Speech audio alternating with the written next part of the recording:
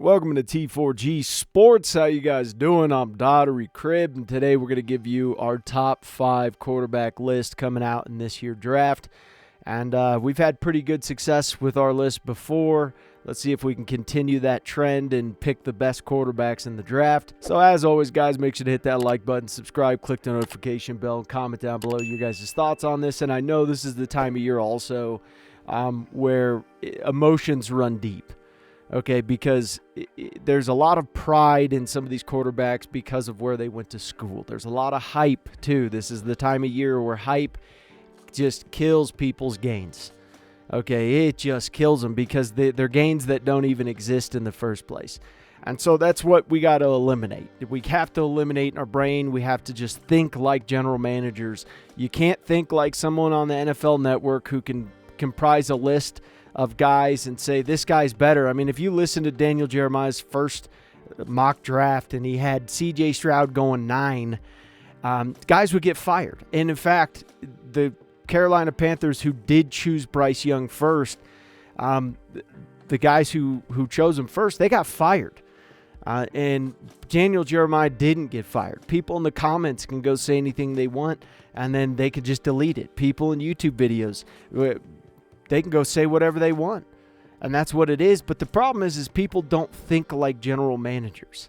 That's the issue. You don't think like a general manager because if you do, you're much more cautious about what you're doing because your career's on the line. And so you have to be very, very cautious with what you're doing. And that's how we try to think.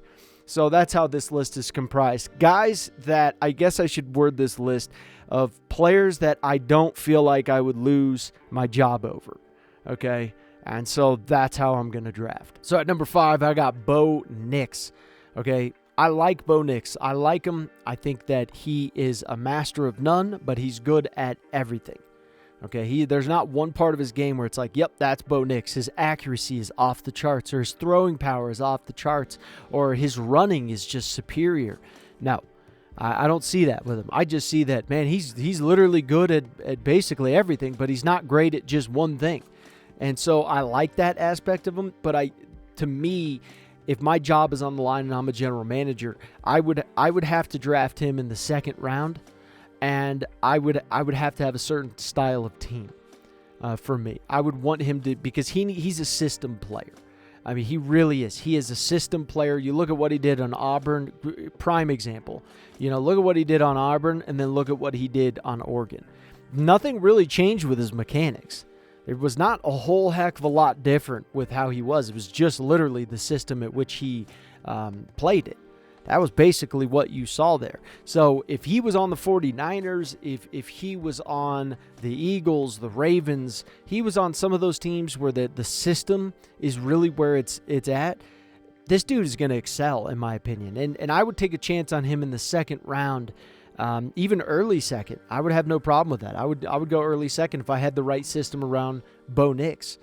So I like Bo Nix. I'd be weary if my system wasn't really good at that point, like my team wasn't built up to the level I needed them, and I couldn't just rely on the system. I'd be a little bit worried because I don't think he's the style of quarterback who can just put the entire team on his back at an NFL level and take his team to the playoff, at least soon. I think you would take some time before he could do that. So, yeah, I have him going in the second round. I like what I see for him, and, he is a balanced quarterback. So coming in at number 4, and he could easily move up to number 3, I got Drake May. Here's what I like about Drake May. Or let me go over what I don't like about him at first. It's not necessarily what I don't like about him, but some of the issues that arose when I watched his film, and I went through all of his interviews, everything like that. One of the things that hurts him is his consistency, his processing of the defense, his accuracy, his timing on his throws. Some of those things, when he decides to run, sometimes he makes bad decisions, and I'll say this: those things I recognized, and I saw that. Okay, there's no doubt. Those are there. However, if you look at the play calls from the offensive coordinator, okay at best. The run game, mediocre. The pass blocking and just blocking as a whole, decent, I guess I could say. The route running from the receivers, molasses. Just not as impressive as I expected him to be or the entire team to be formed. Defense, I mean, not that great. The entire team was mediocre. Now, here's what I saw with him. When watching all of his interviews, you could easily tell that you're like, oh, crap, you're not your full man yet. You know what I'm saying? Like, there's more. You're going to grow. You can tell that there's guys that they still have evolving to do. And you look at him, 6'4", 230 pounds. You put him in the right system. What can this guy become? He decided not to chase the NIL money, which he could have. Do you know how much money he could have got last year if he hit the transfer portal? Easily $4 million. Easily. Will Howard got $2 million apparently or allegedly from Ohio State, right? And some of these other guys probably paid even more for guys who were not sought after like Drake May. So Drake May took a pay cut to stay with his team, and I hate to break it to you, but his team around him was not excellent. Okay, was not excellent. So if he's taking a pay cut now, he's an honorable guy. He has good character as far as that I could see. And he's already taken a pay cut at the college level and showing that kind of honor to his team. What's he going to do if you draft him? That's a guy wanting the building because you build him up. He may not be good this year, next year, but year 3, if that guy gets fed correctly by the system, by the general manager, by the head coach, by the entire organization, you build this young man's confidence. You help him get to the man that he can become mentally, and then you work on the mechanics, you work on the other aspects, and you build him up and you polish that rock. You could end up getting a guy who's an absolute steal out of this draft. You could also get a guy who's more than likely, as history shows, willing to do what's best for the team and could even take a slight pay cut to help pay for other guys on the team. I don't know. I'm telling you, I have a tough time not drafting this guy. I just do. If you have the right system, I'm drafting him. I would even go up to pick 10 and draft him. Even before that, you have to start being a little careful. If he falls to the second round, he's gone. I'm telling you, I'm moving up so quick to snag him if I have a good system that it's insane. I'm going to grab him fast as hell because I think I could build up Drake May to be a beast. I personally think I could do that if I was a general manager. I think I could put the right system around him and make him a monster. And so I have him middle of the draft around there.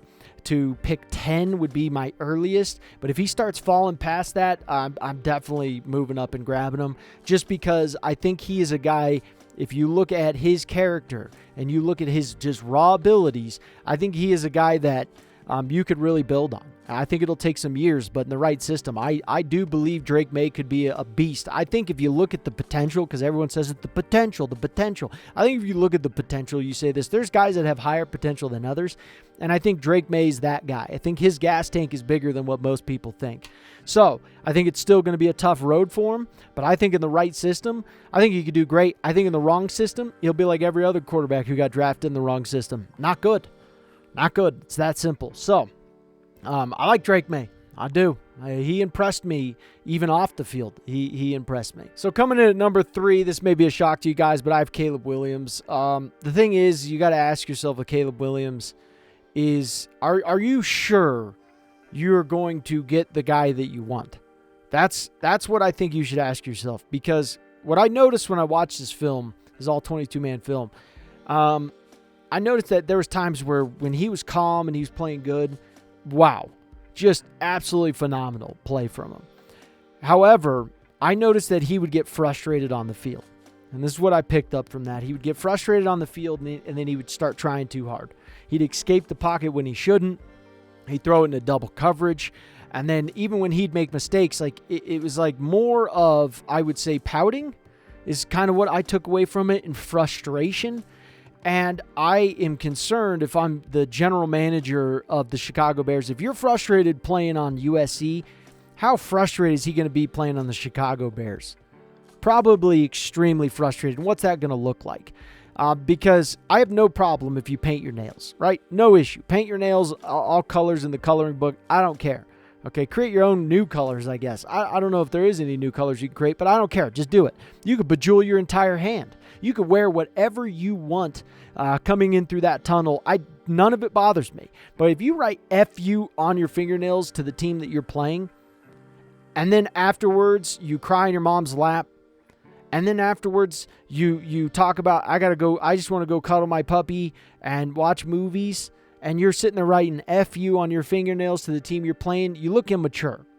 Okay, you look frustrated. You look immature. You don't look fully control of your emotions because it's not something that I respect. I don't care if you cry. That doesn't bother me. Everyone cries, whether you like to admit it or not. Not me, of course, but everyone else cries. And so that happens, and I'm okay with that, right? I'm okay your mom giving you some cuddles at the end. I'm okay with you wanting to cuddle your dog, man. That's whatever. But you start doing all of those things in a row and writing F you on your fingernails and do it, you look petty, okay? And if I'm the Chicago Bears, I'm the general manager, and my job's on the line, I'm going to take a chance on another guy. Even though his talent is fantastic, I'm not going to draft him that early because you're going to be mad frustrated in my organization at this moment in time until we build things up. And I don't want to see what that looks like. I'm not so sure he's going to handle that correctly because I don't think guys are going to respect the shenanigans. They're not going to respect those shenanigans. At least I don't. And I want you to be calm and cool. And I think if you're the Chicago Bears, I think that you should be drafting a guy who's calm and cool because you need to understand that your franchise is frustrating as piss, even for people who aren't fans of your franchise. I don't care one way or another about the Chicago Bears, but even they piss me off because it's like, are you ever going to be good? I mean, you're like Detroit. When are you going to just start trying to be good at least? So that's really frustrating. So yeah, it's a frustrating place to be. And for a guy who's already frustrated is what it appears. I'm not sure that's a good mix. For me personally, at least, I don't think it's a good mix. However, he's probably going to get drafted early because of the fact his talent's there. So teams are going to take a chance on him. And then they're going to say, nope, we'll be fine. We'll be able to build him up. You need to be very sure at what you're doing. If you are and you have a good system and you can bring him in and you can get him to play less frustrated and to be less frustrated and less petty stuff, then I think you'll get a really good quarterback. I really do. I think it'll pan out for you. But if you can't do all those things, it's going to be tough. It's going to be tough. So I'd be weary about drafting Caleb Williams if I was one of those top 3 teams. I would pick other guys first. So at number 2, I got Jaden Daniels. I think the rules are perfect for him now. Quarterbacks, you can't hit them. You know, you got to like put a bed down for them, cuddle them, tickle their back for a couple of minutes, read them a couple bedtime stories of their choosing. You know, that's really what you're doing nowadays to quarterbacks. I think in Michael Vick days, I think Jaden Daniels would be a guy I'd be a little bit more weary of drafting just because, and I wouldn't want him to run as much because quarterbacks back in the day took way more hits. Nowadays, it's soft. It really is. It's soft, and quarterbacks are not going to get injured as much because of the rules. So a guy like Jaden Daniels is almost like a cheat code. He really is because you don't have to fear that he's going to take as big of a beating. You really don't. And his speed is just stupid fast. I mean, it's so fast, it's like he doesn't even look like he's moving. It's just like everyone else, like it looks like, I don't even know how to explain it, like watching him run the ball. It's just like, dude, you're gliding or something. Like it just looks unfair. And then his throwing ability, he has more accuracy, in my opinion, than Lamar Jackson. And that scares, when I came to that realization, is like, you are more accurate of a passer than Lamar Jackson. I'm sitting there going, okay, I would have a very, very tough time not drafting you.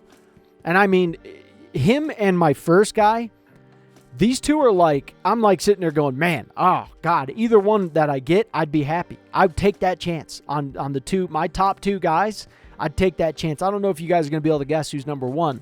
But Jaden Daniels, man, he's a close number 2.